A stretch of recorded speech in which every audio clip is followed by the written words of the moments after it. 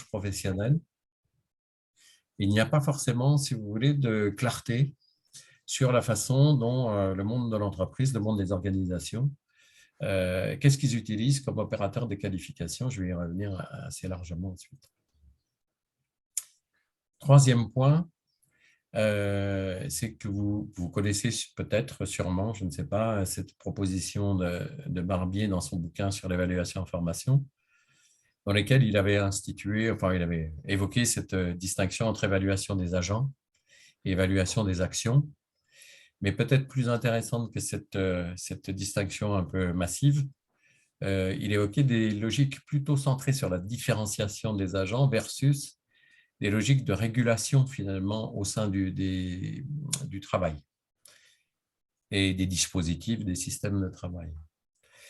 Alors, aujourd'hui, il me semble, et je serais assez preneur d'en discuter avec vous, qu'il y a une forme d'incertitude liée justement à ça. Parce que il me semble que dans les stages ou au cours des apprentissages au travail, la logique de compétence est venue perturber, ou en tout cas est venue brouiller cette vision qu'on peut avoir d'un monde où il y aurait une évaluation qui porterait sur les individus et une évaluation qui porterait sur les actions. La logique compétence, par le seul fait que la compétence est entendue comme une capacité qui croise une situation, en gros, vous voyez bien qu'on a les capacités des agents qui croisent des actions en situation. Et donc, cette façon de penser est probablement en train de bouger et a probablement bougé.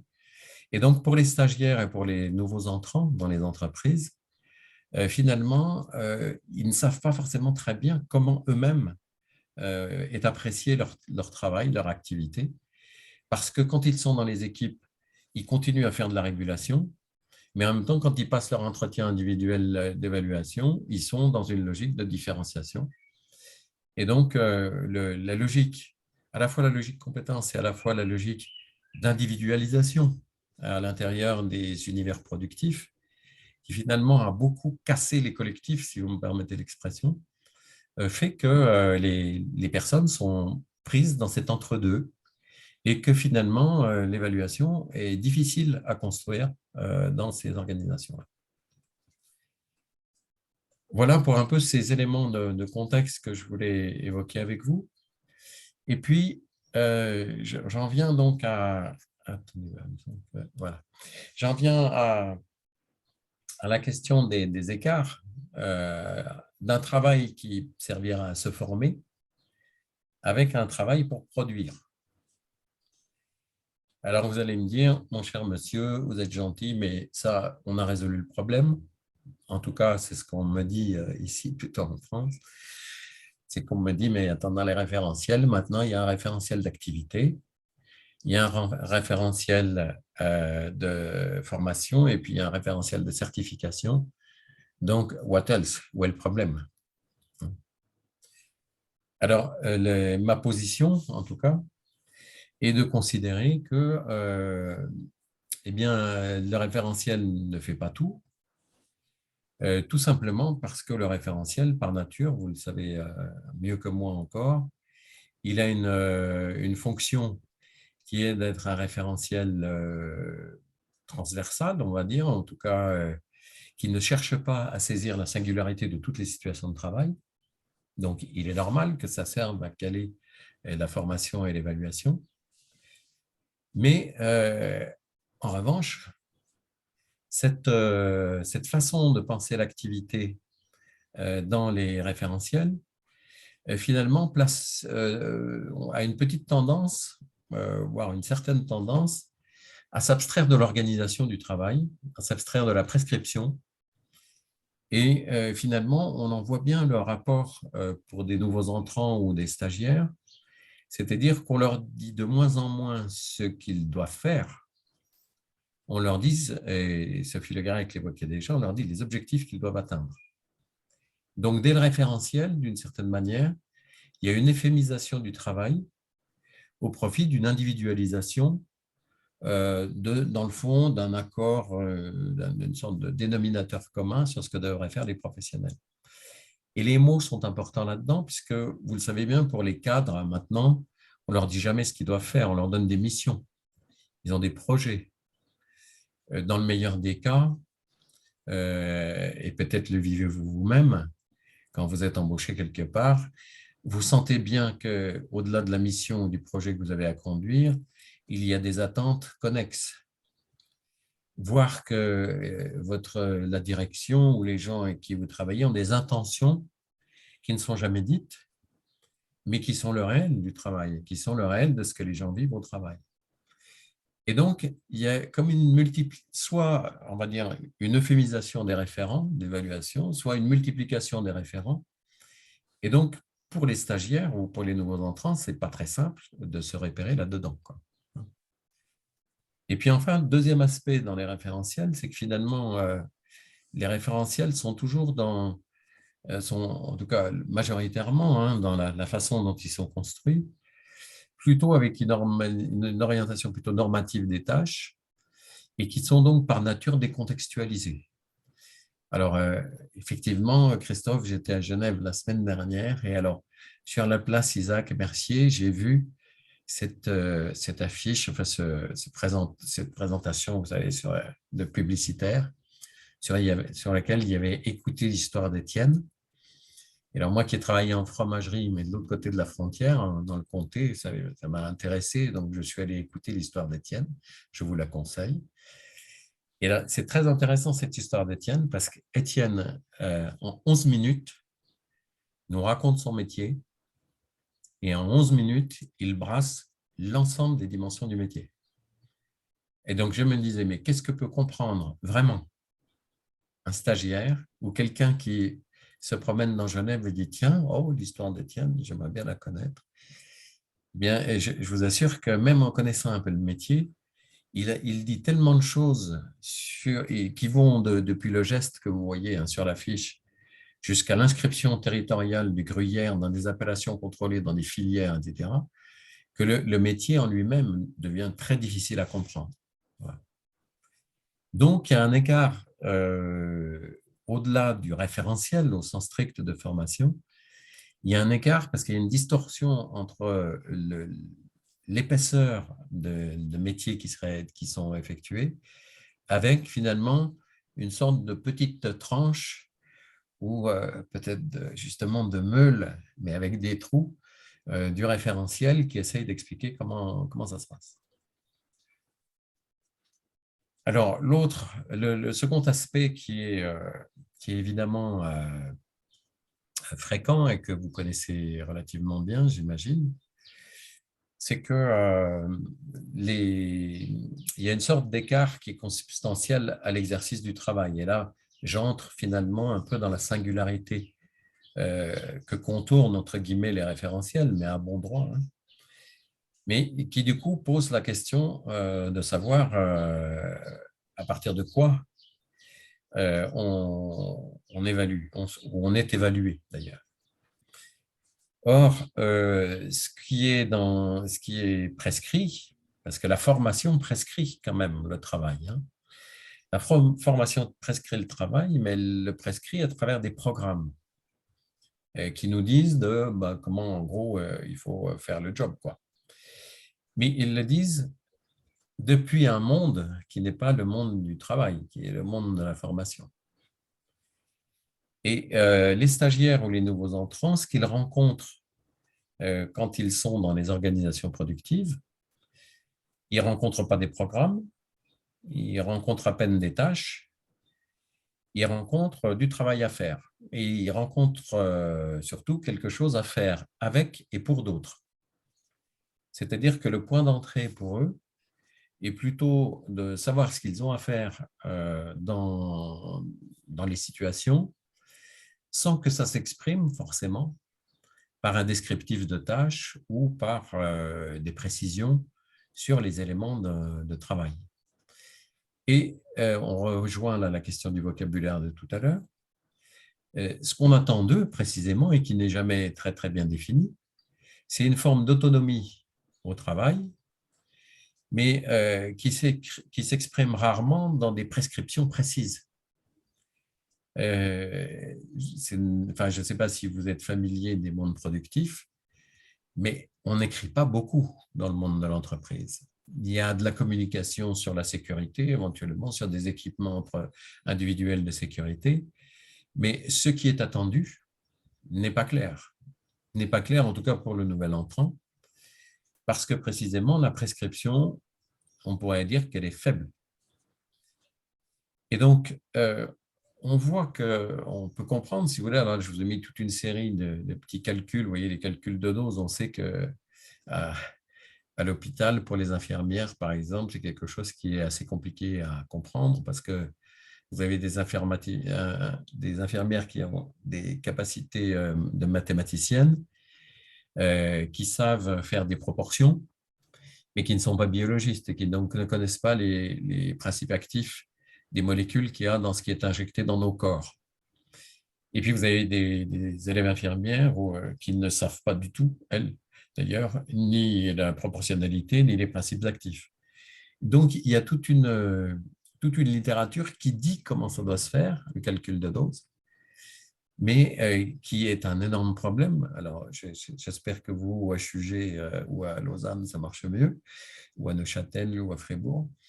Mais en France, dans beaucoup d'écoles d'infirmières, le calcul des doses est enseigné, il devrait être enseigné uniquement en première année, il est aussi enseigné pendant les 3 années, parce que c'est quelque chose de difficile à capter, et qui est difficile, non pas seulement parce que c'est difficile à comprendre du point de vue de la proportionnalité des molécules actives, c'est difficile à comprendre du point de vue de la pertinence de gestes que je vais faire avec un vrai patient dans une vraie chambre avec une pathologie particulière. Et ainsi de suite. Donc, du coup, cette absence de précision sur à partir de quoi on pense les choses et de communication là-dessus, c'est une complexité pour les stagiaires aussi à s'y retrouver. Et comme je l'évoquais tout à l'heure, c'est très difficile de trouver dans le monde de l'entreprise des gens qui sont en capacité de vous parler du travail. Et donc, ça pose un problème, cette prescription faible. On pourrait penser que ça donne des marges de manœuvre aux personnes qui, du coup, n'ayant une prescription faible, peuvent se développer, comme dirait Yves Clos, vous voyez, avoir de la capacité à prendre de l'espace et à être créatifs dans leur travail.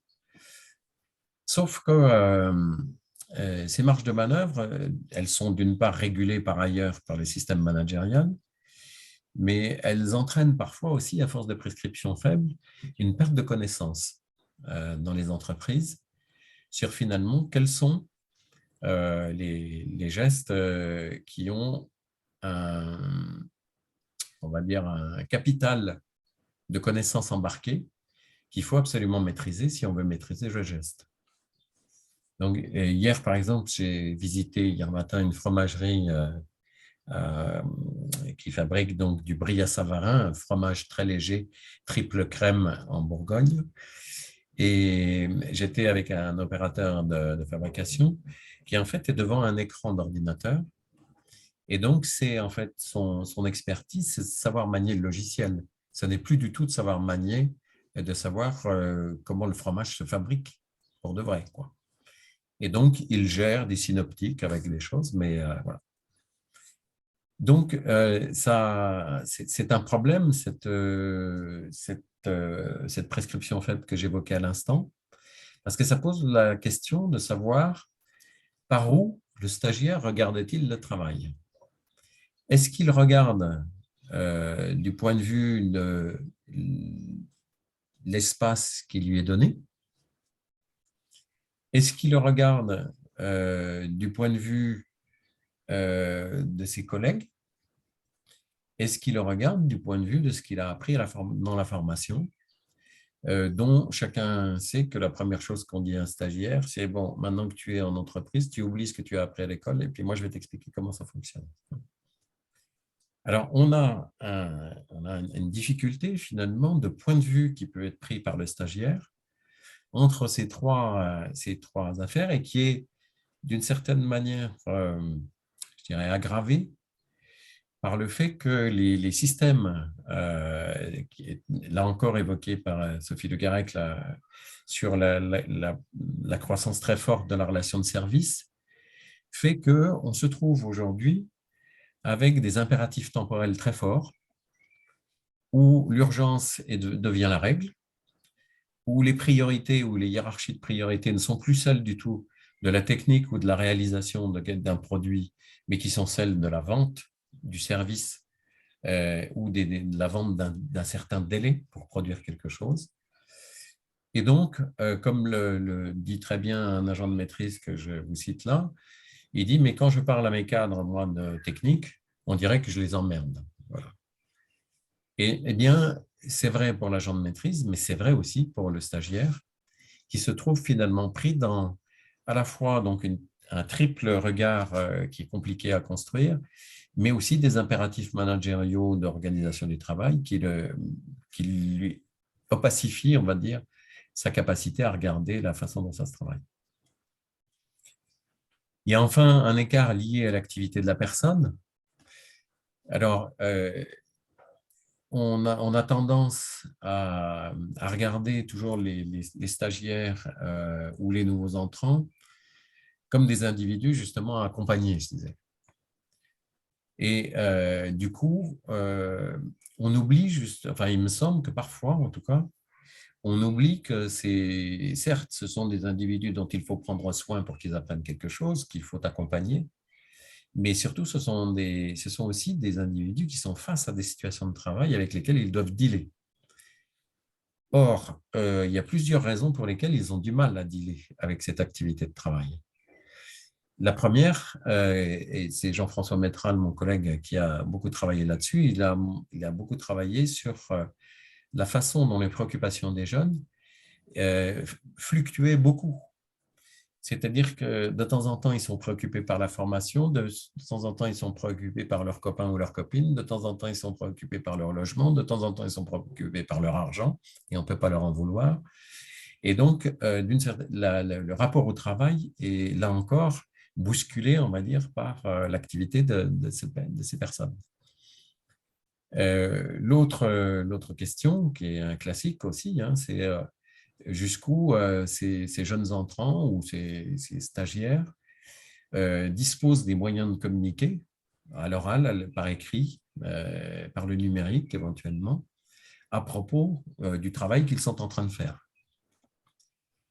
Et puis enfin, dernier point, ce sont des activités qui sont souvent chassées dans des pratiques culturelles. Alors, si je parle de ça, c'est qu'en en ayant beaucoup croisé le monde agricole dernièrement, mais j'ai croisé ça autant dans le nucléaire, dans l'industrie ou dans la santé, c'est que finalement, l'activité des personnes est liée à des pratiques culturelles, à des appartenances qui font que ça brouille, on va dire, leur rapport à l'activité professionnelle et justement à ce qui fait référence dans le travail.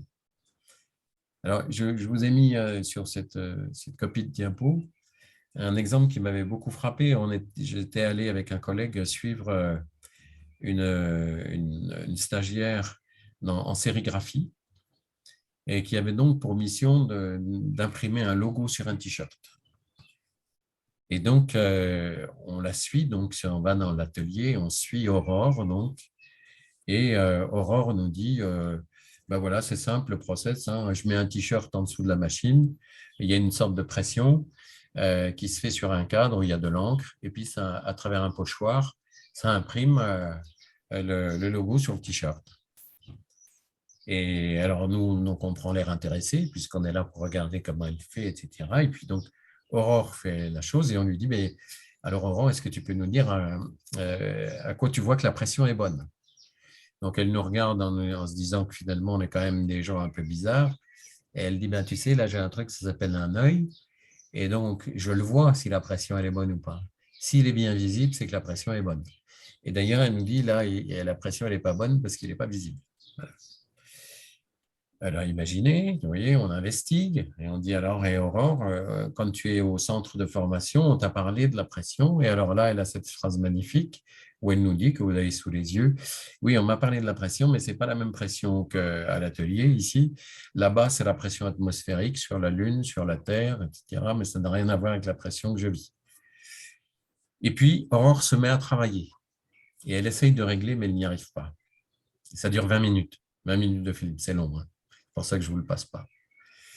Et le maître d'apprentissage qui est là, qui n'en peut plus de voir que sa stagiaire n'y arrive pas, vient, vous voyez, comme on voit sa main là, il met sa main sur le cadre et il dit, Aurore, je t'ai déjà dit, la pression, ça se prend à la main. Et Aurore dit, ben moi, je mets ma main dessus sur le cadre et je dis au maître d'apprentissage, mais moi, je ne sens rien. Et Aurore dit, moi non plus. Mais si je vous raconte ça, c'est parce que si vous regardez bien, on a trois sources de connaissances différentes. On a quelque chose de perceptivo-gestuel, l'œil. On a quelque chose de plus cognitif sur les savoirs qui sont mobilisés. Et on a quelque chose de très identitaire du métier qui est la pression, ça se prend à la main. Et ben, si tu ne le sais pas, tu ne seras jamais sérigraphe, va poursuivre le maître d'apprentissage. Donc, vous voyez que les stagiaires, les nouveaux entrants, ils sont confrontés à ces écarts-là, ils doivent dealer avec ça, mais dans un cadre qui est compliqué. Et donc, si je récapitule un peu ce second moment, pardon, c'est, vous voyez, dans le fond, on a un problème, c'est-à-dire que les référentiels orientent le travail ensemblier de la formation. Leur traduction locale pour la formation, elle reste toujours incertaine. Elle est faite par des formateurs, mais des formateurs qui parfois, et ça n'est pas leur faire insulte puisque ce n'est pas leur métier, mais certains formateurs sont loin des lieux de travail depuis longtemps. En fait, ils ne connaissent pas forcément de façon très précise le travail. Et donc, la question de la fiabilisation des processus et des contenus à dispenser reste une question importante au profit des stagiaires. Le second point qu'on a vu, c'est que finalement, le travail, c'est un lieu où se réalisent des choses. Mais évidemment, c'est l'exact opposé de ce qui précède, ce sont des réalisations singulières. Et donc, par nature, on ne sait pas très bien, en fait, comment un résultat est atteint. Alors, c'est peut-être là où je me distinguerais de Sophie Le Garrec, qui avait eu un propos en disant, mais dans l'industrie, c'est très clair et dans les services, ce n'est pas clair. Dans l'industrie, ce n'est pas clair. Dans l'industrie, il y a des références, il y a des sortes de gammes, etc., avec des choses qui sont précisées, mais qui en fait sont des choses qui sont disposées pour que ça ait l'air sérieux. Mais chacun sait que quand il y a des contrôles qualité dans n'importe quelle industrie, on va mettre des choses sous le tapis, parce que toutes les choses qu'on n'arrive pas à résoudre. En fait. Or, c'est là que se situe le travail, précisément. Donc, les organisations, toutes les organisations productives, de biens ou de services, elles tentent de fiabiliser ces procédés. Et puis alors, last but not least, on va dire, les personnes en formation ont de plus en plus besoin de se situer par rapport justement à l'univers dans lequel on les fait vivre. Et pour plusieurs raisons, c'est-à-dire que d'une part, ils cherchent à comprendre le plus rapidement possible ce qu'ils ont à faire dans le lieu de travail où ils se trouvent, mais ils ont aussi besoin de se situer plus largement dans ce contexte de travail parce qu'ils savent bien que leurs contrats de travail, eux, sont relativement partiels, limités.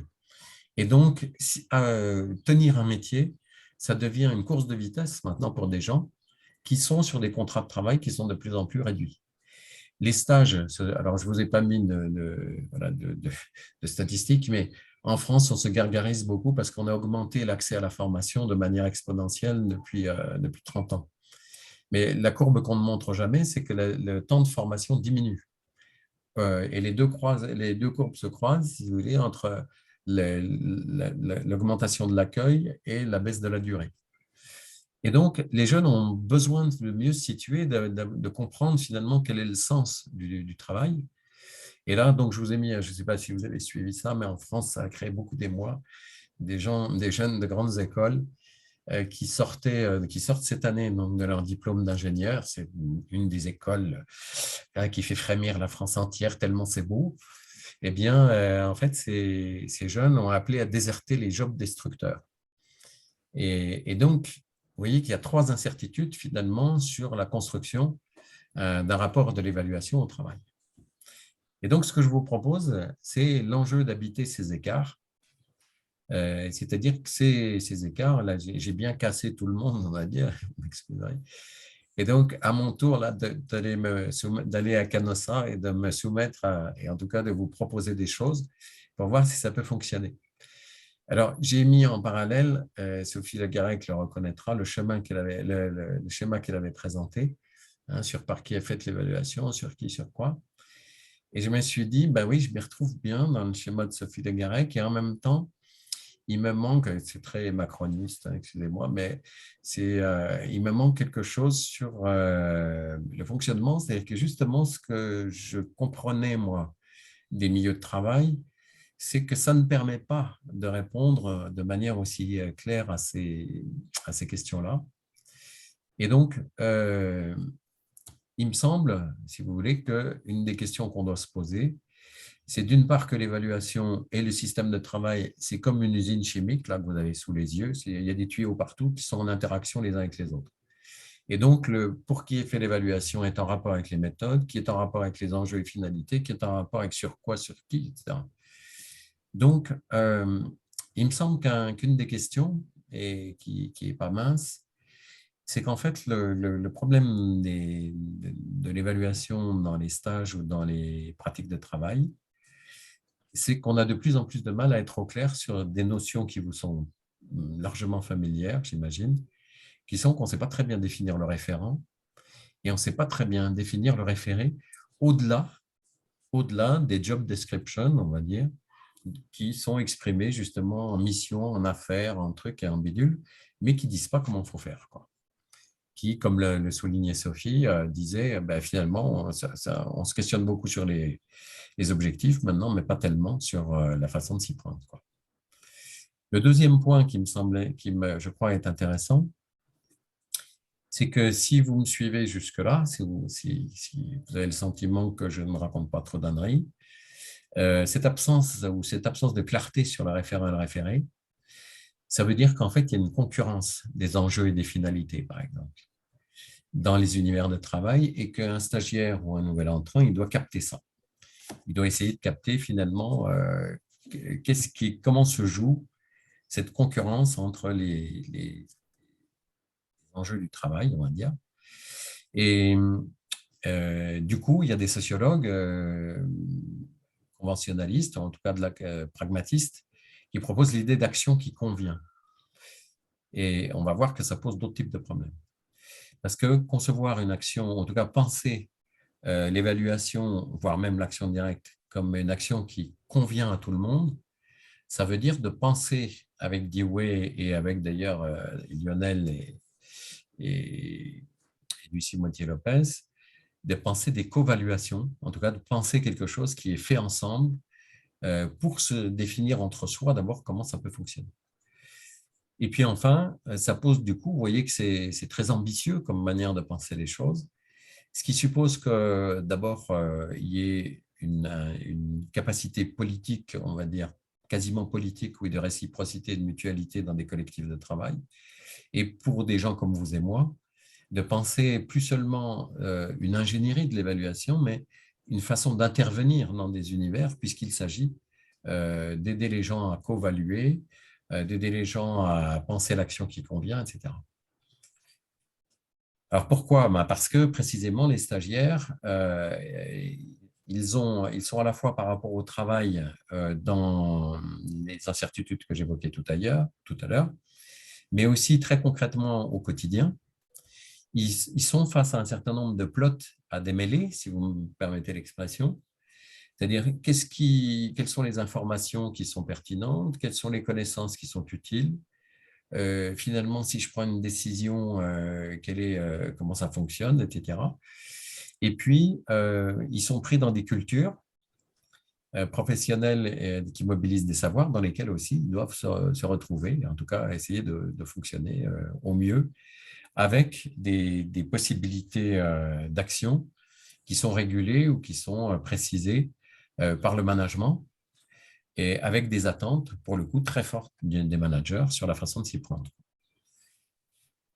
Alors, ça veut dire que, vous voyez, il y a une tentation dans le monde de la formation, en tout cas en France, qui est de dire, quand on ne comprend plus, on va dire que c'est sur le lieu du stage que ça s'apprend. Alors, l'idée que j'emprunte à Philippe Lorineau, c'est que justement, dans notre manière de penser française, on pense que l'organisation, c'est le système d'activité collective. Mais on pourrait renverser la logique, c'est-à-dire qu'on pourrait imaginer que l'activité collective, c'est un processus organisateur et que s'organiser, c'est un travail. Et donc, vous voyez, c'est un exemple qui montre que pour les stagiaires, ce renversement de perspective qui est ne pas prendre l'organisation comme un donné ou une contrainte, mais quelque chose sur lequel on a une prise, pourrait être quelque chose qui présente de l'intérêt. Et donc, l'organisation, c'est vraiment un processus qui a une finalité pratique et qui s'organise.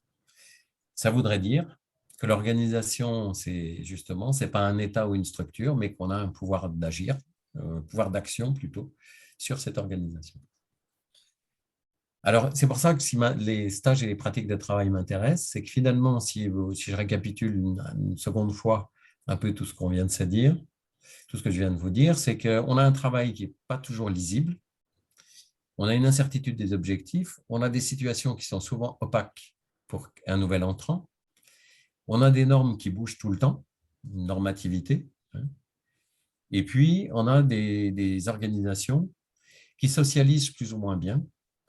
Et donc, ça nous renvoie à des points de conception obligés de la façon dont on peut justement accompagner non pas seulement le stagiaire en tant que personne, mais le stagiaire en tant que travailleur, c'est-à-dire comment on fabrique l'enrôlement dans les tâches, comment il perçoit l'intéressement au commun, comment on peut réfléchir avec lui à la mise en intrigue un peu de l'action collective qu'il a à faire avec d'autres et pour d'autres.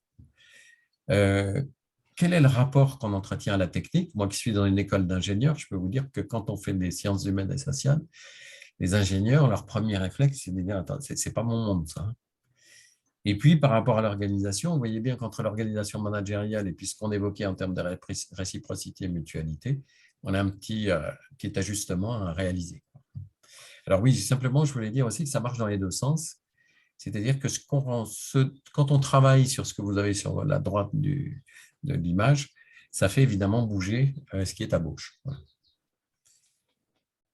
Alors, je suis trop long, je crois, Christophe. Il faut que tu me dises si ça colle quand même. Ça colle, il n'y a pas de problème, c'est bon. Et les collègues qui assistent, c'est pas trop gonflant? Ça va? Ça vous va? Alors, Christophe Dejour développe quelque chose de très intéressant dans un petit livre qu'à mon tour, je vous conseille de lire, qui se présente sous cette forme-là. J'imagine que beaucoup d'entre vous le connaissent peut-être. Mais il développe l'idée d'évaluation convenable. Et je trouve ça assez intéressant par rapport à ce à partir de quoi on réfléchit souvent. En tout cas, moi, je réfléchissais les questions d'évaluation. Après avoir lu Dejour et d'autres depuis quand même, je me suis dit, comment ça s'actualise finalement ce qui, depuis les années 90, a été produit jusque dans les années 2000. Et c'est là-dessus que je vais vous emmener maintenant rapidement, avant de conclure. D'une part, pour souligner d'abord, en empruntant à Stephen Biet et à Alison Fuller et Unwin, qui sont deux Anglaises qui ont aidé Biet à réfléchir aussi son modèle.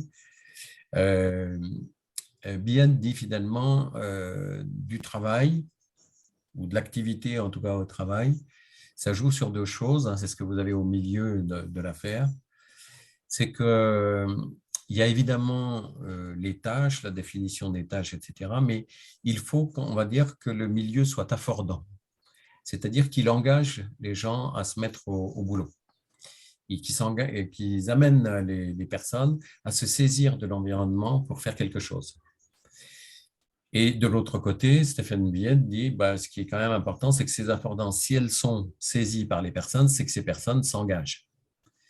Et donc, la question de l'activité, ça nous pose cette question-là, c'est-à-dire comment est-ce que le milieu reçoit, on va dire, l'engagement des personnes et réciproquement, comment l'engagement des personnes est reçu par l'environnement de travail, c'est-à-dire est-ce qu'il y a des encouragements à ce que les gens puissent progresser mieux comprendre le travail, etc. Mais évidemment, ce qui nous intéresse aujourd'hui, là, c'est moins le modèle des billettes en tant que tel, que de se dire finalement, mais nous, qu'est-ce qu'on évalue là-dedans? Si ça, c'est la représentation, vous voyez, de l'activité pratique dans des univers de travail, qu'est-ce qu'on évalue? Alors, on n'évalue pas l'activité, voilà, on fait des inférences éventuellement dessus, mais on peut évaluer, par exemple, des artefacts, alors les savoirs, d'une certaine manière, qu'on transmet à des stagiaires ou qu'on demande à des stagiaires d'aller mettre à l'épreuve. Les savoirs sont des artefacts, justement, qui vont seulement devenir des outils parce qu'ils auront été mis à l'épreuve. Et puis, évidemment, les outils matériels. Alors, on peut avoir une discussion indéfinie sur les outils matériels et le rapport, justement, entre comment le stagiaire il va manipuler les outils pour atteindre quelque chose. Et puis, de l'autre côté, vous le voyez bien à travers les analyses de pratique, les groupes d'analyse de pratique, on travaille l'engagement, on travaille la pratique professionnelle, on travaille aussi les procédures, mais finalement, les conceptions, les valeurs, les croyances, les préférences, les rapports au savoir, les valeurs, les normes, les buts et les objectifs, enfin, il y a beaucoup de choses qui échappent, en tout cas dans nos systèmes, dans les systèmes d'évaluation que je connais, finalement, à l'épaisseur, la tangibilité, si vous voulez, d'une situation de travail en dehors de ce qui est directement fait et dont je viens de dire tout à l'heure, hein, que même ce qui est directement fait, vu que ça se fait sous urgence, sous priorité, c'est très compliqué à aborder. Alors, ça nous amène, je crois, à nous interroger sur les conditions qui permettent de faire le travail. Et donc, ce qu'on sait, c'est finalement que ce qu'apprend cette jeune fille en charpenterie, c'est que son expérience quotidienne, son action quotidienne va fabriquer de l'expérience. Mais elle n'en sera même pas forcément consciente, elle va la mobiliser directement du jour au lendemain dans l'affaire. Évidemment, le monsieur qui est à côté de lui, il a l'air très sympathique d'ailleurs, et alors il a l'air de soutenir cette jeune femme dans les mesures qu'elle prend sur les planches, etc. Ce qui laisse supposer peut-être que lui, il communique son expérience, il en fait profiter cette jeune femme et qui apprend ce métier. Mais finalement, vous voyez bien que nous, dans le monde de l'information, ce qui est attendu, c'est la manière dont elle réalise son activité. Elle s'en sert comme levier pour ses apprentissages et la manière dont elle s'ajuste à une situation professionnelle donnée, c'est-à-dire comment elle s'adapte finalement, hein, elle réalise l'affaire d'agir et de pouvoir agir de façon efficiente et dans l'action qui convient, si on peut dire. Alors du coup, ça donne 4 éléments que je propose en enrichissant un peu le modèle en termes de conditions qu'on vient de voir de billettes. Il y a effectivement les affordances, il y a effectivement les engagements du stagiaire. Et finalement, il me semble qu'on doit rajouter dans ces conditions ce que la situation de travail offre comme opportunité d'interaction, d'activité, d'échange pour apprendre. Et puis, des conditions un peu organisationnelles sur les pratiques de participation, c'est-à-dire comment est-ce que finalement le stagiaire a effectivement l'opportunité d'échanger, de pouvoir discuter sur la réalité du travail. Voilà. Alors, par exemple, j'ai eu la chance de faire une petite étude en boulangerie et dans les opérations que le jeune Saïd que vous voyez sur la photo à droite de l'écran, Saïd, il a suivi finalement, vous voyez, là, les enseignements de ce magnifique boulanger avec sa toque qui est plus vrai que nature et qui explique de manière très claire. Si vous voulez, je vous enverrai la petite vidéo. Elle est vraiment très drôle parce que ce boulanger fait tout, mais vraiment dans des règles. C'est la prescription pure qui est filmée comme ça. Et puis au milieu, vous avez la traduction faite par Saïd dans un tableau absolument relativement illisible, dont la moitié n'est plus lisible. Et puis, tableau d'ailleurs que Saïd ne regarde plus jamais parce que Saïd travaille beaucoup, comme vous le voyez, je l'ai surligné, avec une boîte de conserve. C'est le bonheur de ces boîtes de conserve, vous voyez, qui ont des marques tout le long, des marques de compression tout le long du corps de la boîte de conserve et qui permettent de pragmatiser finalement les mesures. C'est-à-dire qu'on sait que telle dose de levure, ça équivaut à vous voyez, à 3 petits niveaux de la boîte de conserve, etc. Et ce travail-là qu'a fait Saïd, personne ne s'y intéresse. C'est-à-dire le travail de traduction et de genèse, justement, correspondant justement à ce qui serait nécessaire de vivre. Personne ne s'y intéresse et c'est considéré comme plutôt quelque chose de mauvais parce que Saïd a outrepassé finalement les règles de métier du boulanger. Voilà. Alors, j'en finis par 3 illustrations. Je vais aller assez vite peut-être parce que je ne veux pas que je prenne trop de temps. 3 illustrations où je reprends ce que je disais tout à l'heure, c'est équiper les écarts, enquêter les écarts et instruire les écarts. Alors, je vais prendre 3 exemples. Un que vous connaissez bien, je pense, en tout cas, les plus âgés d'entre nous s'en souviennent. Et puis 2 autres qui sont des exercices à moi. Le premier, c'est l'idée est d'équiper des écarts sur des situations critiques, qu'elles soient voulues ou contraintes. Et pour illustrer ça, je vous ai pris cet exemple, vous vous souvenez, de l'Airbus A320 qui s'est posé sur l'Hudson le 15 janvier 2009, qui est très intéressant, qui est très documenté du coup, parce que les Américains adorent les héros. Donc, pour des enseignants comme moi, c'est du pain béni, puisque les Américains font le boulot pédagogique. Vous vous souvenez, c'est un avion qui décolle.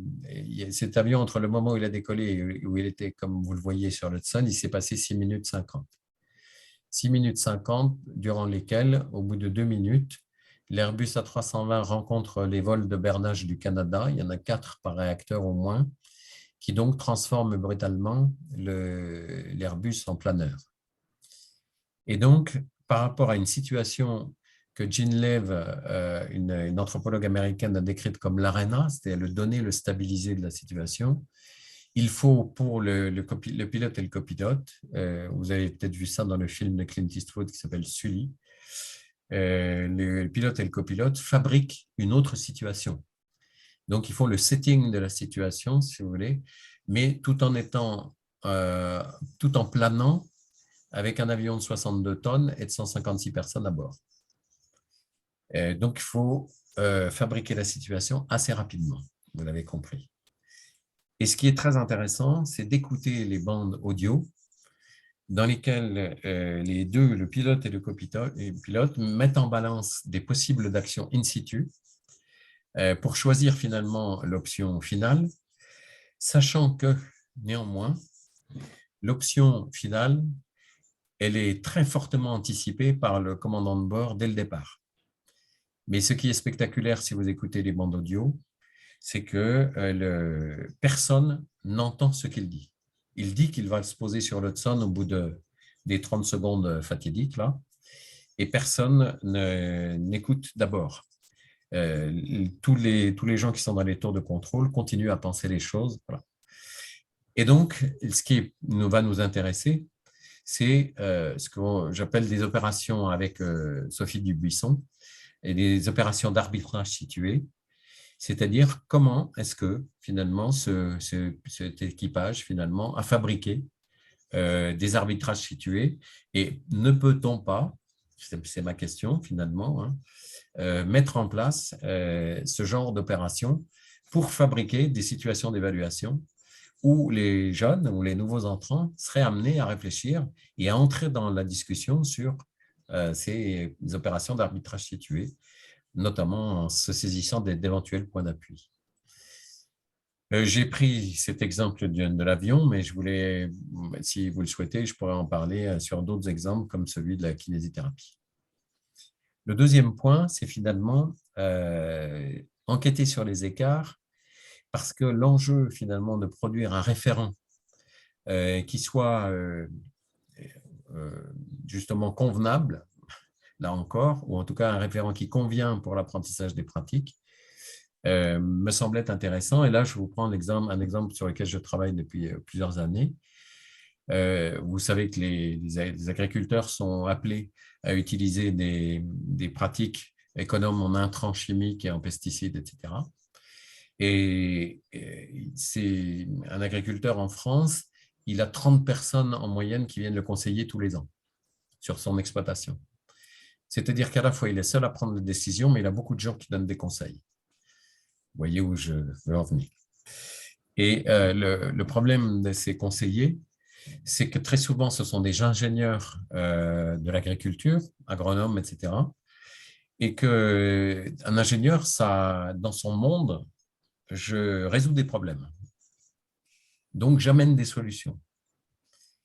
Sauf que réaliser des pratiques écologiques sur une exploitation agricole, c'est repenser un agrosystème. Donc, il faut que l'ingénieur ne vienne plus avec des solutions, mais soit capable d'interagir avec un agriculteur pour penser et construire avec lui, reconstruire avec lui le problème qu'il se pose en lien à une approche systémique de son agrosystème.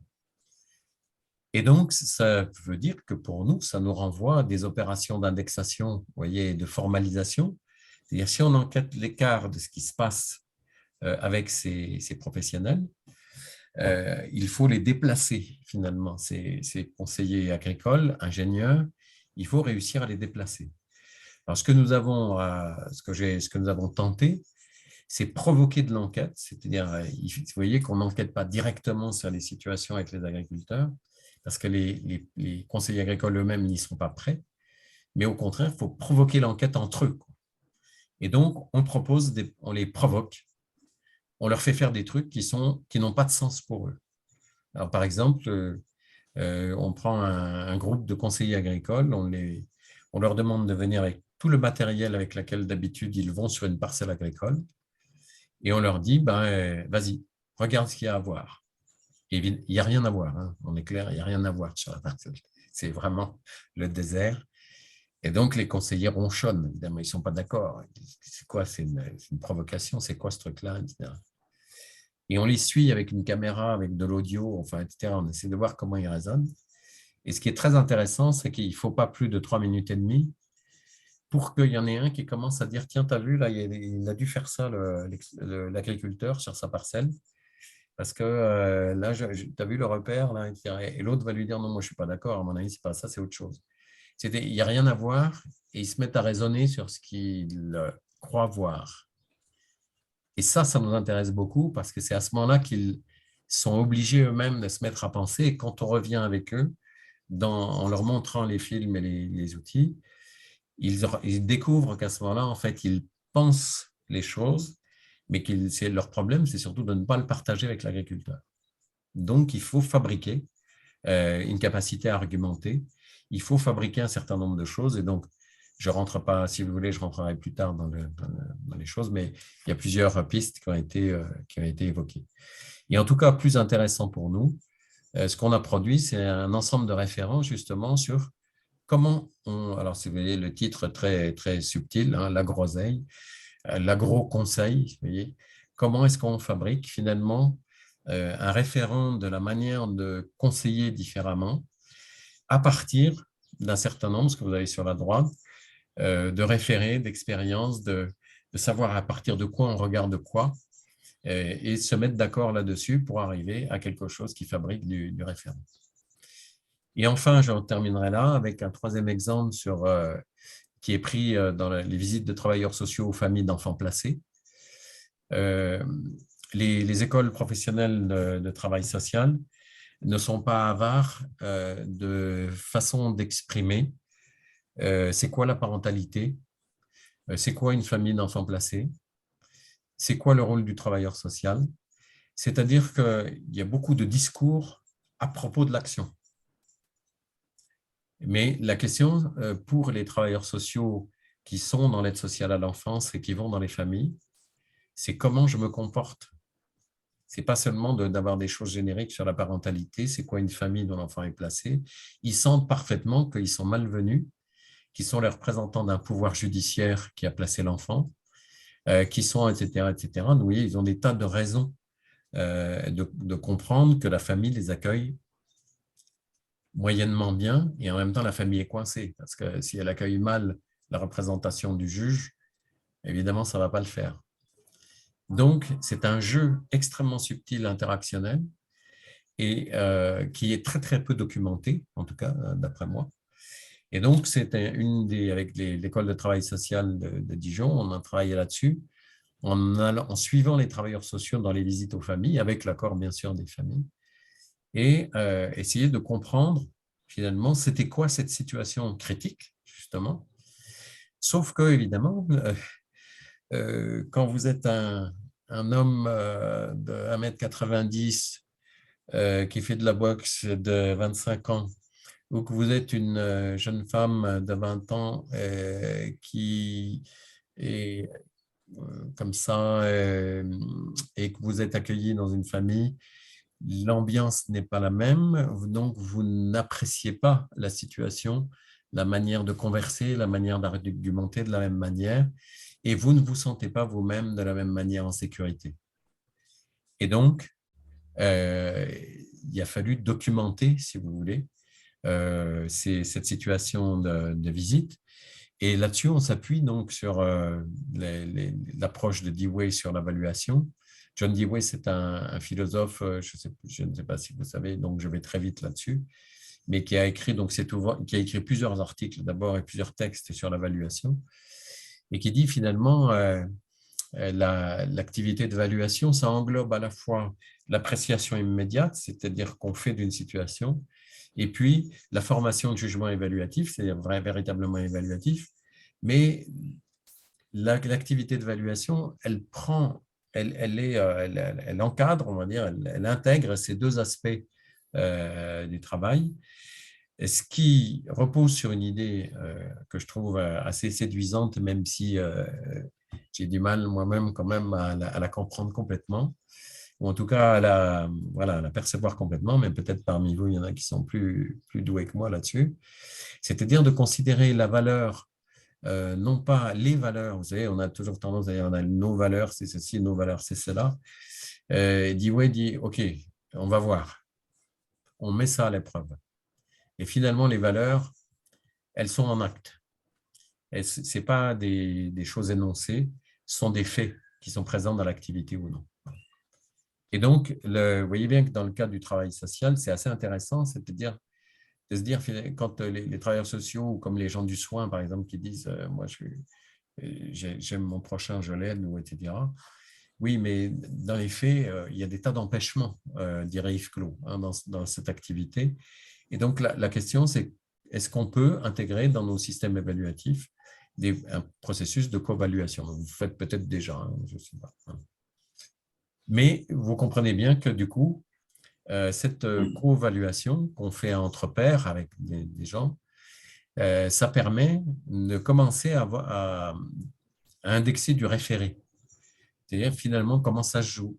Alors, je vous ai mis une image de jeu de Go parce que en regardant les films avec les groupes de travailleurs sociaux avec lesquels j'ai travaillé, c'était très impressionnant de voir comment, de part et d'autre, la famille et le travailleur social créent à la fois un relationnel, des conditions interactionnelles intéressantes, mais qui sont quand même mises en perspective avec de l'argumentation et des positionnements stratégiques qui sont importants. Alors enfin, ce qui est très intéressant dans cet exemple-là, c'est que finalement, le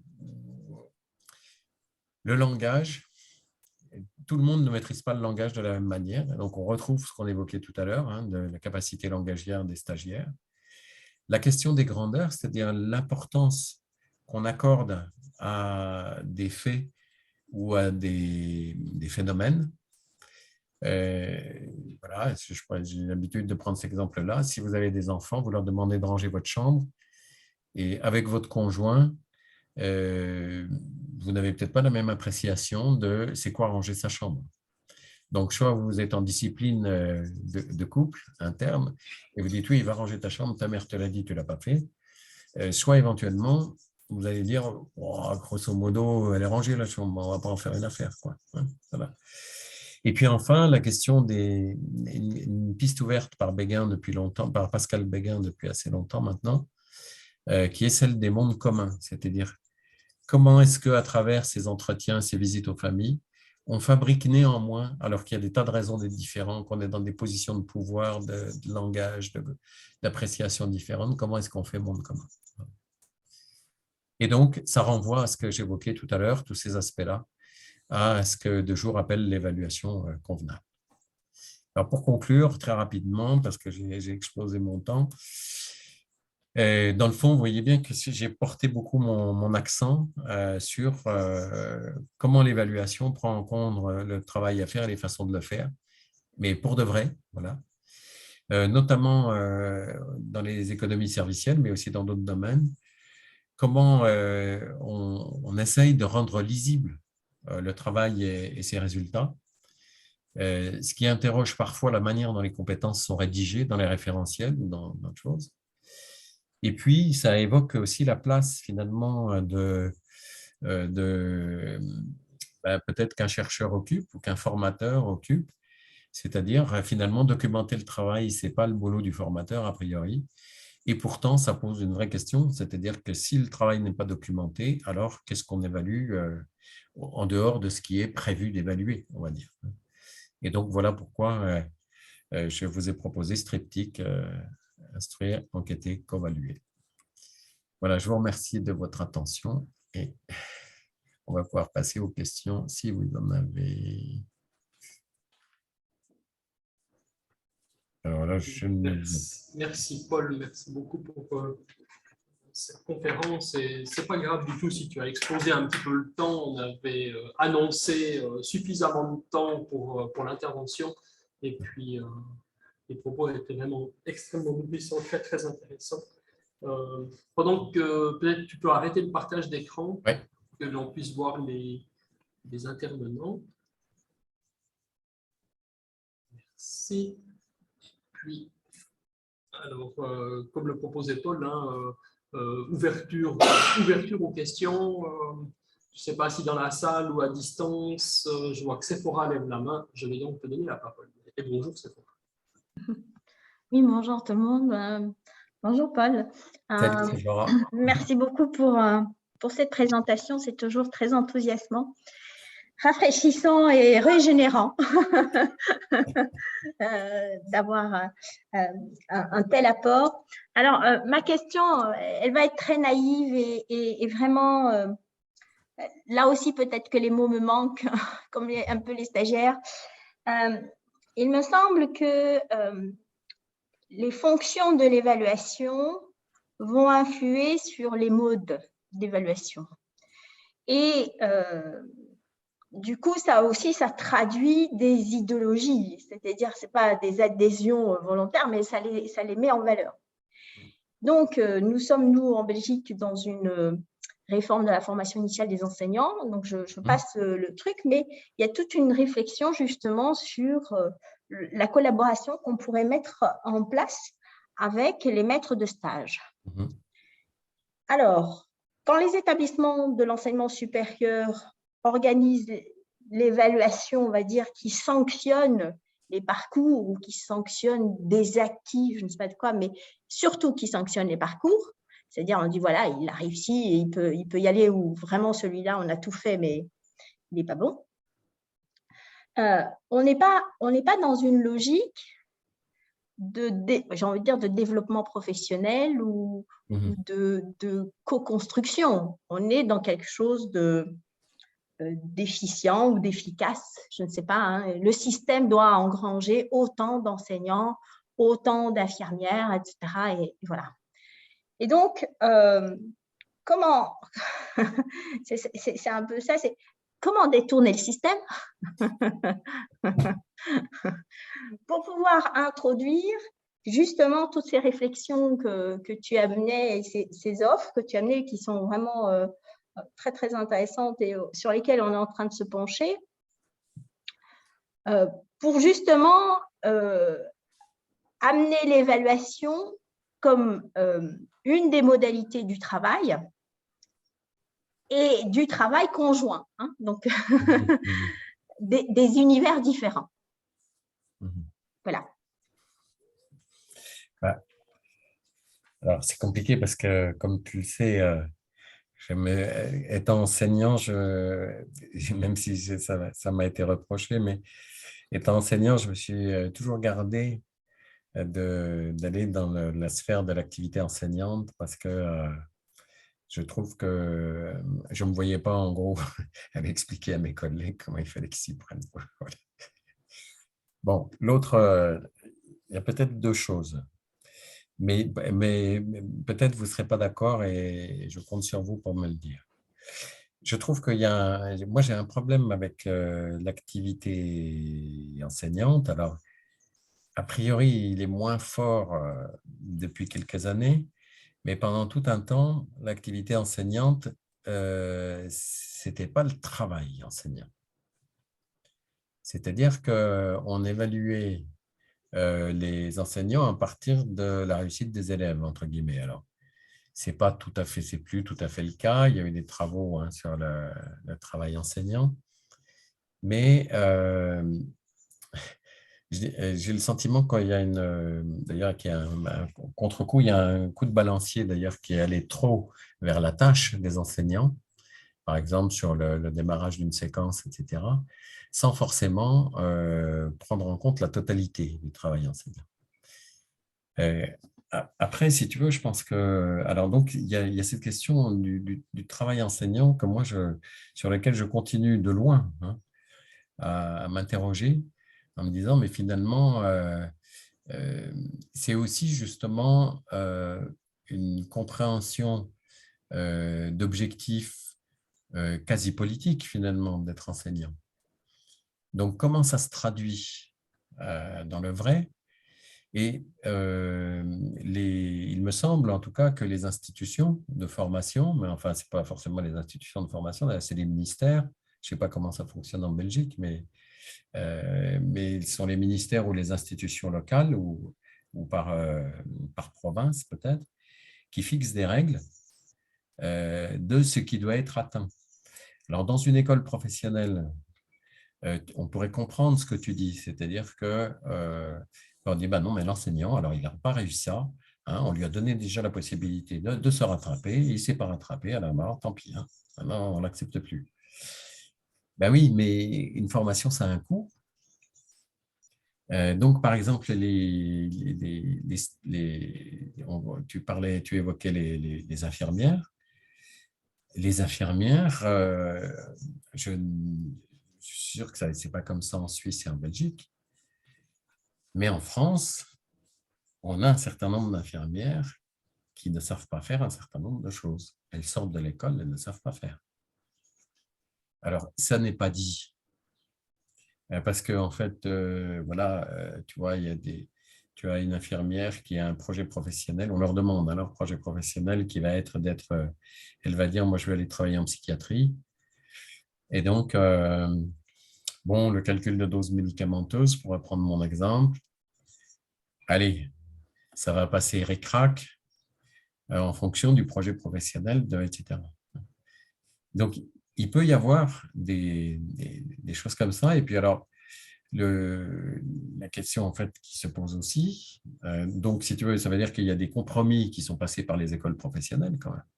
Alors, si ça se fait dans le monde du soin où on risque sa peau quand on va dans un hôpital, on pourrait peut-être penser que dans le monde de l'enseignement, d'une part, le jeune ou la jeune femme ou le jeune homme qui n'est pas au top au moment X, peut-être aussi il a un potentiel de développement. Et donc, toute la question, c'est d'arriver à négocier aussi avec les institutions pour dire, mais bon, est-ce que, voilà, jusqu'où vous allez dans le fait de recruter des gens que vous formez pendant 2 ans, je ne sais pas combien de temps on fait pour former un enseignant en Belgique, mais voilà, on vous forme pendant 2 ans, c'est un coût pour la société. On peut faire l'hypothèse quand même que la sélection initiale, s'il a été faite, elle a plutôt été bien faite, ou qu'il y avait des bonnes raisons de prendre les personnes. Et donc, après, si vous voulez, si tu veux, si le champ, la façon de raisonner la sélection n'est pas conforme à la manière dont c'est évalué, ça pose quand même question. Alors après, tactiquement, sur la façon de s'y prendre, c'est justement, alors moi, je n'ai pas trop insisté là-dessus, mais j'ai juste évoqué, vous l'avez entendu, ce que j'ai appelé des situations critiques, c'est-à-dire de se dire, ben, entrons par les situations qui sont des situations importantes pour la réalisation du métier, et testons d'abord les gens sur ces situations critiques, entre guillemets, c'est-à-dire essayons de voir voilà, comment se fabrique cette expertise-là. Ce qui permet aussi de relaxer un peu un certain nombre d'étudiants qui, au bout d'un moment, enfin on le sait tous, font des fixettes sur un truc, ils n'y arrivent pas, mais plus on leur propose de possibilités d'y aller, moins ils vont réussir. Donc, une entrée par les situations qui détermine plus précisément c'est quoi les tenants et aboutissants de cette situation. Tu le sais bien, hein, c'est ce qu'on développe à Dijon, c'est quelque chose qui me semble être une piste. Alors après, il faudrait voir sur place. L'étude, par exemple, sur les travailleurs sociaux, ce qui a été assez intéressant, c'est que l'équipe des travailleurs sociaux s'est saisie des résultats de l'étude qu'on avait faite ensemble et ils ont monté des séminaires de formation qui étaient animés par eux. Et du coup, c'était des séminaires qui n'étaient pas certifiants, on va dire, mais qui ont fait passer dans la tête des managers que voilà, le monde tel qu'il se vivait sur le terrain, ce n'était pas le monde tel qu'il était décrit, ou ce n'était pas les situations telles qu'elles étaient décrites en institut de formation, dont c'est d'ailleurs pas forcément toujours le rôle. Voilà, et après, c'est un chantier à faire ensemble.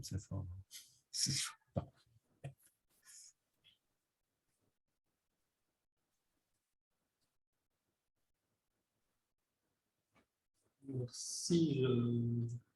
Y a-t-il d'autres questions dans la salle ou en ligne? Moi, j'en avais quelques-unes, mais je n'ai pas grillé la priorité. Je ne sais pas, Sophie, tu as été citée régulièrement durant la conférence. Tu aurais envie d'intervenir Oui, j'avais levé la main, mais ma petite main, elle ne s'affiche pas. Ah oui, mais elle s'affiche, je la vois maintenant, mais en fait, tu as pris une main très claire et elle est en fait sur un fond de livre très clair. Ah bah oui, toi, moi aussi, je ne l'avais pas vu. J'ai trouvé passionnant votre présentation. Alors, je vais vous provoquer un peu. Ah oui, c'est une bonne guerre. En me disant, est-ce que finalement, enfin, ça m'a fait réfléchir à plein de choses en vous entendant. Je vais poser un peu dans le désordre, à vous de faire le tri dans toutes mes questions un peu en vrac. Mais déjà, les questions plutôt factuelles, et puis après, je finirai par ma provocation sur de dire, j'ai eu l'impression pendant votre propos qu'il y a, ou alors peut-être que c'est moi qui ne suis pas au clair, que je ne suis pas non plus spécialiste de l'évaluation, mais ces enjeux autour du référentiel, des référents, des référés et du rapport aux compétences, il m'a semblé que vous arrivez à substituer en fait ces enjeux-là au travail. Or, pour moi, les compétences, ce n'est pas le travail. Et on n'évalue pas le travail à travers les compétences et encore moins avec les référentiels. Et j'ai eu le sentiment par moments que quand vous mobilisiez les compétences, c'était pour parler du travail, ça me posait en tout cas un petit souci sur cet aspect-là. L'autre chose, il m'a semblé, en tout cas de la même manière, si on reprend, et là ce sera un peu ma provocation aussi, mais si on reprend justement l'analyse de Christophe Dejour, qui part du principe que le travail c'est l'échec, ou du moins c'est la résistance au réel. Est-ce que finalement votre propos et la proposition que vous faites sur justement l'évaluation, la co-évaluation, est-ce que ce ne serait pas finalement une perspective un peu artisanale, entre guillemets, c'est-à-dire que effectivement, je m'accorde assez avec ce que vous dites, même si je fais partie des réfractaires à l'idée de l'évaluation dans le travail. Pour ça, ce que demandait Sephora, moi, j'ai du mal à imaginer que l'évaluation puisse être une modalité du travail. Pour moi, c'est même presque, là pour le coup, une provocation, puisque le propre même du travail, si c'est l'échec, on ne peut pas l'évaluer, puisque comment dire l'échec? Mais il me semblait que effectivement cette idée de partir même de l'échec ou des résistances ou des choses qui sont du domaine de la difficulté, c'est effectivement assez stimulant, mais dans la réalité, entre guillemets, pour le coup, des entreprises, même à l'université ou dans les écoles, aujourd'hui, on ne prend plus le temps de faire cet effort de discussion, d'établir justement cette co-évaluation dont vous parlez, et on est plutôt justement dans une évaluation par opposition artisanale de type un peu industriel. Et donc, dans ce rapport industriel, on est loin justement de ces discussions, de la compréhension des écarts et des spécificités justement, des non-dits, des difficultés qui ne peuvent pas se dire, etc. Et du coup, moi, ça m'a fait un peu écho en vous... Enfin, puis je vous remercie parce que je n'avais pas pensé, Séphora et puis Christophe m'ont mis au travail pour juillet, là, donc je suis en train d'écrire quelque chose et je n'avais pas pensé à ressortir cet auteur-là, mais en vous écoutant, du coup, c'est l'avantage d'être en visio, c'est que j'ai pu aller retrouver ce texte-là sur mon ordi, le texte de Bernard Lahire qui parle des dispositions et qui amène justement à ces 3 types de socialisation. Et ça m'a fait vraiment écho dans ce que vous disiez, où effectivement on pourrait évaluer et on peut adapter en fait ce que vous dites sur ce qu'il explique en termes de socialisation par entraînement ou par pratique directe. Là, c'est effectivement effectif. Mais après, il y a 2 formes de socialisation et c'est pour ça que moi, j'ai du mal à croire à l'évaluation. J'ai du mal à adhérer à cette idée de l'évaluation possible sur le travail, c'est qu'il y a 2 autres formes de socialisation et là qui échappent aux outils, ou en tout cas qui échappent aux outils, je parle de manière industrielle, entre guillemets. C'est ce qu'il appelle la socialisation silencieuse, c'est-à-dire que c'est tout l'univers du social, des règles, des normes, mais vu par les acteurs, et ce que vous avez très bien montré, justement, à la confrontation des regards aussi, qui ne sont pas toujours les mêmes. Et puis, cette socialisation qu'il appelle par inculcation, faite d'idéologie, de symbolique et de croyances, qui sont, là, pour le coup, très difficiles aussi à capter et surtout à modéliser ou à standardiser. Voilà, je m'arrête, je suis un peu désolée d'avoir pris un peu de temps. Et peut-être si j'ose te demander, Paul, d'essayer de rebondir assez rapidement. J'ai peur que tout le monde s'en aille petit à petit. Je comprends, Christophe, mais vu les questions de Sophie, c'est... Ah, bon. Mais enfin, bref. Non, mais en tout cas, alors peut-être une ambiguïté, parce que mon idée, ce n'est pas d'évaluer le travail. Mon idée, c'est de faire en sorte que les écoles professionnelles, mais pas seulement les écoles professionnelles, aussi les organisations productives ou de services, aient une capacité d'attention, à tout le moins, à la réalisation du travail par les personnes. Et donc, l'avantage, c'est que, comme vous le disiez dans votre propre intervention, toutes ces organisations sont absolument fascinées par l'évaluation. En tout cas, elles sont très, très demandeuses, en foutent partout de l'évaluation. Et donc, l'idée, c'est de surfer sur la vague et d'une certaine manière, de les prendre un peu à leur propre jeu. Et je souscris tout à fait au fait l'idée, n'est pas de mettre en coupe réglée le travail, même si c'est un risque de l'approche que je propose. L'idée, ce n'est pas de mettre en coupe réglée le travail, c'est bien de réussir à intégrer une part de l'apport des individus à la réalisation du travail à ces référentiels. Alors, c'est vrai que ce n'est pas industriel, notre affaire. Encore que.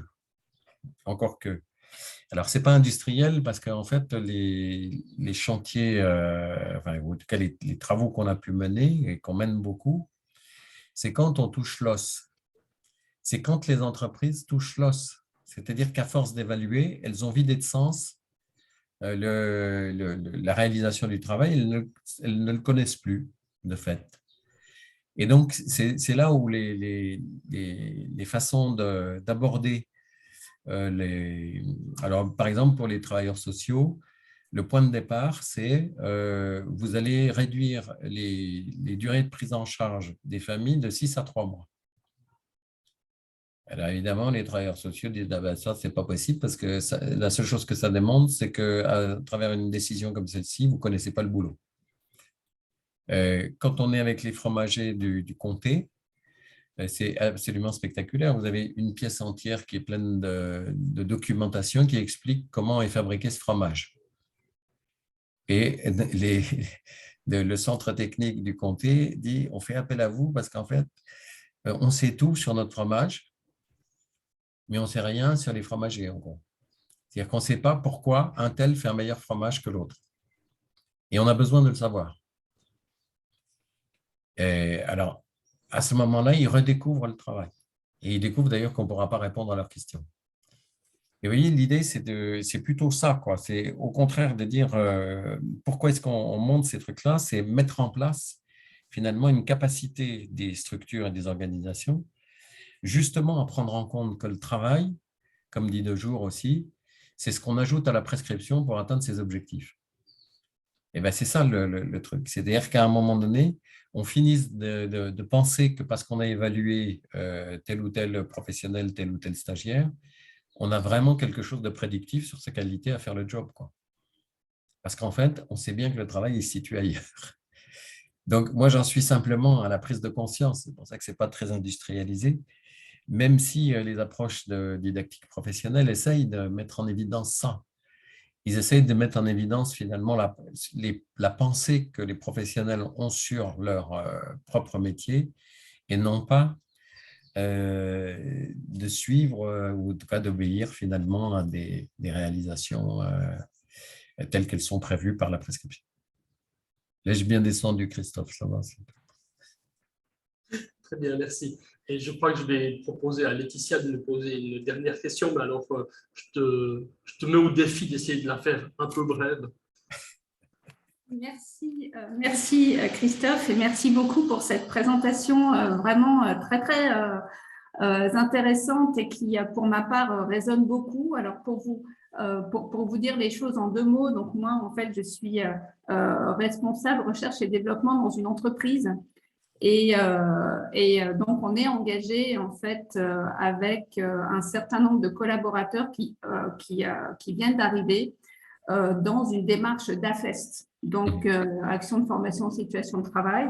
Et donc, évidemment, le propos que vous avez tenu, en fait, résonne énormément puisque dans le cadre de cette AFEST, on est aussi amené à évaluer justement avec un ensemble de personnes, le manager, le tuteur, l'accompagnateur, le bénéficiaire lui-même dans une démarche d'auto-évaluation, amené à évaluer et à co-évaluer justement la montée en compétences des jeunes justement qui apprennent le métier. Et donc, du coup, j'ai trouvé que c'était très, très intéressant comme intervention. Et d'ailleurs, je souscris à ce que vous avez décrit.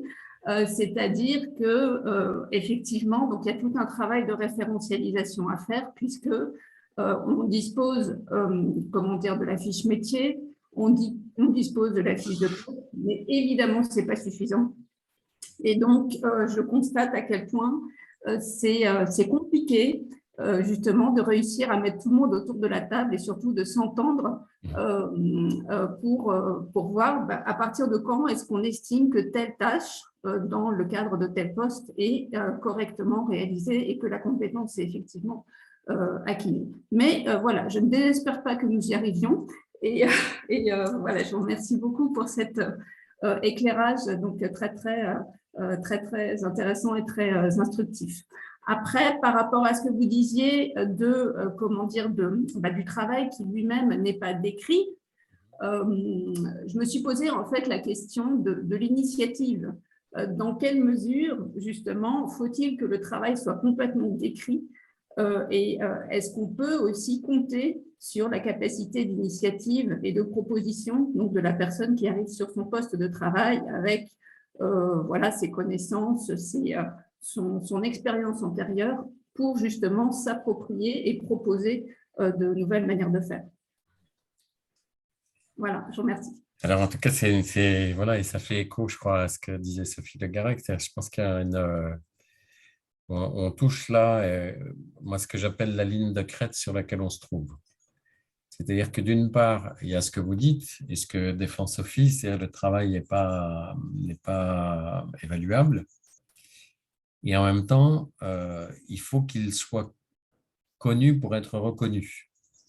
Et donc, on a une partie du précipice qui est sur la question de la connaissance du travail, parce que sinon, justement, on a des gens qui sont dans des demandes mixtes, à la fois de reconnaissance et à la fois d'avoir l'initiative, de la possibilité, une certaine autonomie dans la réalisation du travail. Moi, ce qui m'alerte là-dessus, c'est que dans le monde, dans l'entreprise, en tout cas tel que je le connais, l'autonomie est plutôt quelque chose qui est très bien porté et qui est demandé de façon assez forte par les différents niveaux de management pour que les opérateurs, les agents, les professionnels agissent, quoi. Donc, je n'ai pas trop d'inquiétude, en fait, moi, sur l'autonomie. Elle est même revendiquée, puis on dit, voyez, nous, ils sont autonomes, etc. Mais du coup, ça ne donne plus de lisibilité sur ce que ça demande. Je ne sais pas si vous connaissez, c'est un peu une formule de François Hubaut, mais il dit, le travail, c'est ce qu'on nous demande et ce que ça nous demande. Et je trouve ça très intéressant parce que au bout d'un moment, on a ce que ça demande, mais on perd pied, enfin les managers oublient ce que ça demande aux personnes de réaliser le travail. Et au nom de l'autonomie, c'est gommé. Mais de l'autre côté de la crête, il y a l'inverse, il y a ce que vous dites. C'est-à-dire à quoi rimerait une description totalement exhaustive du travail, mise sous coupe finalement, à régler, avec des possibilités évaluatives. Il y a un très vieux livre, mais très intéressant, sur l'automatisation dans l'aéronautique, dans la maintenance aéronautique, d'une dame qui s'appelle Yvette Lucas, qui a le titre de son livre est très éclairant, ça s'appelle « Le vol du savoir ». Vous voyez, en disant finalement, on peut aller très loin dans la description du travail, et à ce moment-là, on est dans autre chose, quoi.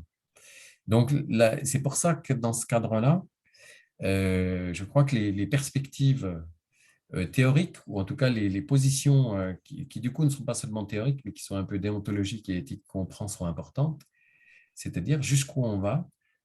Est-ce qu'on est cohérent entre les théories qu'on utilise, les épistémologies et les conséquences éthiques que ça peut avoir sur la présence au travail, et surtout quand on enquête, en fait, quand on est des enquêteurs du travail ou auprès des personnes.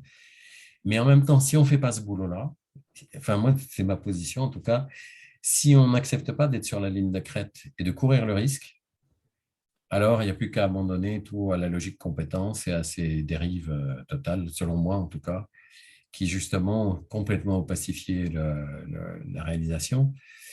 Et donc, Sophie Le Garec avait raison, elle dit « Vous êtes un artisan, hein, mon petit gars, vous êtes un artisan du truc ».